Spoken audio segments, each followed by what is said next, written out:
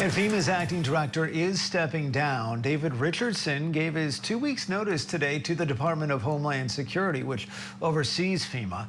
The Washington Post first reported this story. Richardson's short tenure was mirrored with eyebrow-raising moments, including once when he told staffers he didn't know there was a U.S. hurricane season, though he later said it was a joke. Scripps News Washington correspondent Stephanie Lieberman is at the White House and has been following this story. Stephanie, critics have insisted that Robertson was in over his head because he didn't have the experience to manage something like FEMA, but he still got the nod from the White House. Was his resignation a surprise?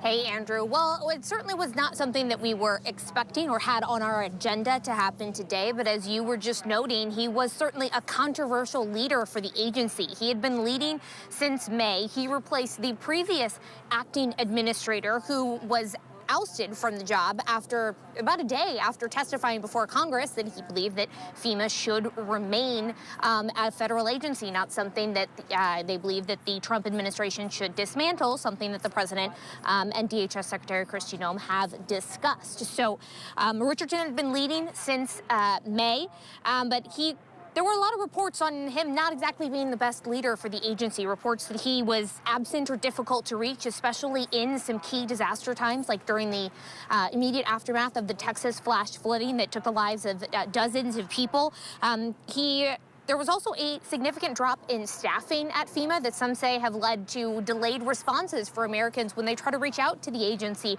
for help. And we definitely know that there were concerns, especially from Democrats on the House Oversight Committee. They had sent multiple letters to Richardson asking for information, asking for responses to some of the reports. They sent letters in July, in September, and October, and another one just 2 weeks ago in early November, trying to demand more information and raising a lot of concerns about how the agency was being run, about how the agency is making decisions in grant funding, and the agency's ability to just be prepared for, whatever that next natural disaster might be, Andrew. And Steph, at one point, the president wanted to end FEMA altogether, move some of the emergency relief to the states. It's kind of gone back and forth on that since then. But where do things stand now with FEMA? I think the questions are still looming about what the future of the agency looks like. The president, as you note, has repeatedly mentioned trying to move the emergency management process, trying to put that onus more on the states to respond to their own federal disasters. There was actually a lawsuit filed just earlier this month by about a dozen states who are trying to push back and oppose a new methodology that the Trump administration is using in deciding and handing out grant money. But it's important to note that FEMA is not just about responding to a natural disaster after the fact. FEMA sends out millions and billions of dollars in grant funding that helps local jurisdictions just with everyday emergency management. The funding from FEMA is a critical part for how local cities and towns and counties across the country are ready and how they have their local emergency operations ready to go in the case of a more local disaster that might not require a federal response. There's also grant programs that focus on security at U.S. ports, working alongside the U.S. Coast Guard. So FEMA does a lot more than just respond to a flash flood or respond to a hurricane in the immediate aftermath. So I think there are certainly questions about what exactly the future of the agency will be, whether the president and DHS Secretary Kristi Noem will try to dismantle the agency and try to put all of that pressure back on the states.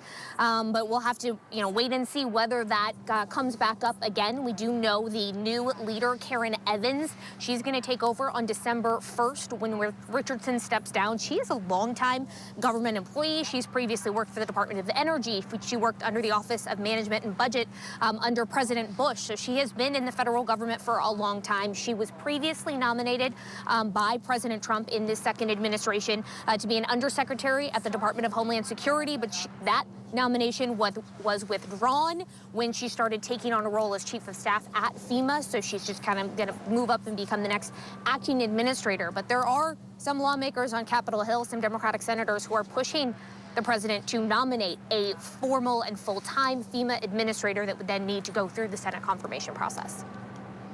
All right, Scripps News Washington correspondent Stephanie Lieberman for us at the White House. Stephanie, thank you.